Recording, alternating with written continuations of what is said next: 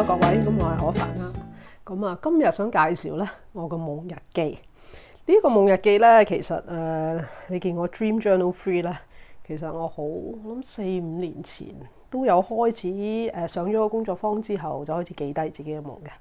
咁就每晚去記啲夢啦，咁樣去寫低。咁因為嗰陣時咧，佢教我咧，佢就話夢咧就好似一封信寄俾你。咁如果你唔開啲信咧，你咁係咯，有好多信息啊，好多嘢，好多了解你自己。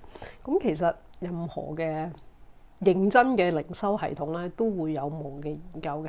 咁點解有夢嘅研究咧？因為我哋一日可能1/3時間係瞓覺嘅。咁我哋當中經歷嘅嘢發生咩事咧？我哋大部分唔記得啲夢就唔記得啦。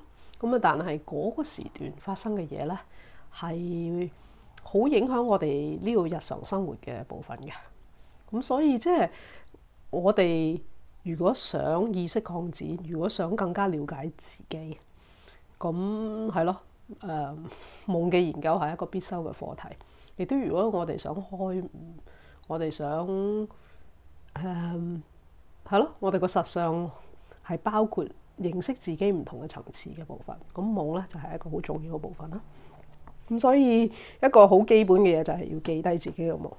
咁我諗住呢一個系列咧就係會拍幾集嘅。咁啊可能會教真係俾翻大家啲大家常問嘅問題啦。哎呀，我平時唔係好記得啲夢喎，點樣可以容易記得啲咧？我哋會講下瞓覺前你點可以準備自己去發一個好夢啦，容易記低啲夢啦，咁樣。咁亦都會講即係發完一個夢之後，我可以點樣處理嘅咁樣。咁啊，但係呢一集咧，淨係好簡單介紹我嘅夢日記。基本上啦，我夢日記就係咁樣嘅。我喺半夜3更咧，可能我係會記低一啲關鍵詞啦，咁樣我都係用啲雜誌，係咯，環保啲，咁我用啲雜誌去記低嘅，咁樣。咁咧朝頭早咧，我真係起身嘅時候咧，我就嘗試揾啲關鍵詞去重組翻，真係寫翻一段嘢出嚟嘅，咁樣。咁咧因為我哋老師阿 Ron 咧就要鼓勵我哋去畫畫，咁樣。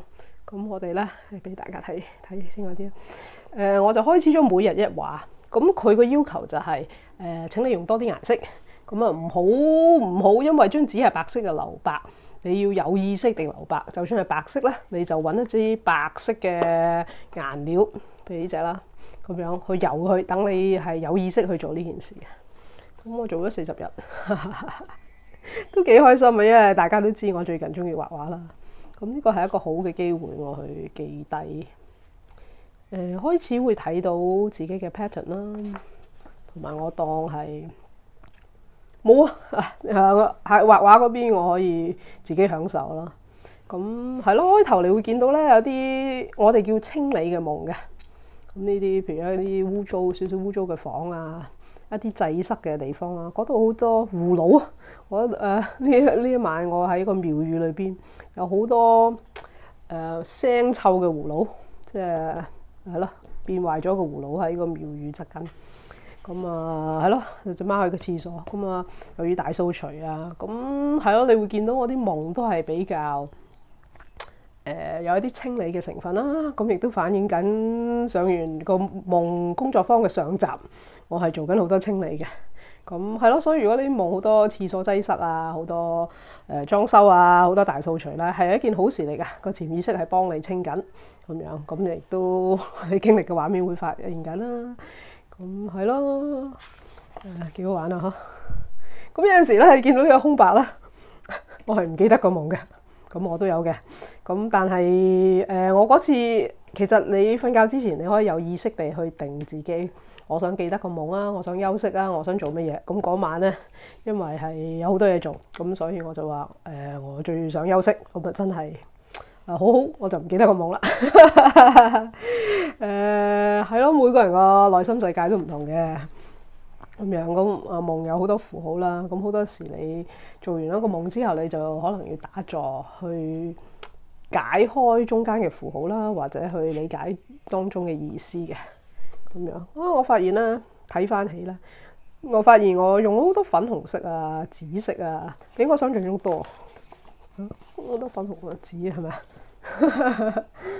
啊？係咯，亦都每個人生命中可能你有啲重複嘅夢啦、重複嘅主題啦。咁我成日都好多劇場啊、戲劇啊、跳舞啊。最近畫畫啦，咁啊，真係日有所思，夜有所夢。我啱啱臨瞓前畫畫，咁所以喺個夢裏邊繼續畫畫。咁所以都你臨瞓前嗰刻點樣準備自己瞓覺咧，都幾影響你啲夢嘅。咁我哋下一集會講啦。咁呢個係今日嘅，呢個琴日嘅。咁開始你會見到後期真係有啲神聖嘅空間啦，同埋有一啲真係比較抽象嘅場景出現。我根本都好難畫出嚟啦。咁但係純粹靠個感覺，呢個係咯，一個神聖花園，一啲感覺性嘅嘢咁樣咯。咁所以係咯，呢個咧就咁就40幅畫。咁對我嚟講都好玩啦。好玩就係我有機會去試，真係用下啲水彩啦。好耐都係咯，我用下啲水彩啦。咁因為有啲朋友問我。有啲同學問我：你用咩顏色㗎？好鮮豔喎咁樣。咁係咯，我用水彩嘅咁樣。咁亦都用一套叫 Derwent， 呢個叫 Intense。呢個最得意啊！呢一套咧就係佢個底唔係普通嘅水彩。普通嘅水彩你譬如冚咗一隻色咧，咁你冚多隻色落去，嗰啲色會溝嘅咁樣。咁呢隻 Intense 佢係因為一隻墨嚟嘅，其實咁所以同樣都好似啲水彩咁濕水咁用嘅。咁但係你濕咗水之後，你做咗一層啦。你可以冚一層上去，佢就會搭上去咯，咁就唔會溝，咁所以有另一種風味咯。咁我都係第一次用呢扎嘅，咁但係玩得好開心啦。咁所以係咯，咁啊就介紹咗我40日嘅夢日記俾大家啦。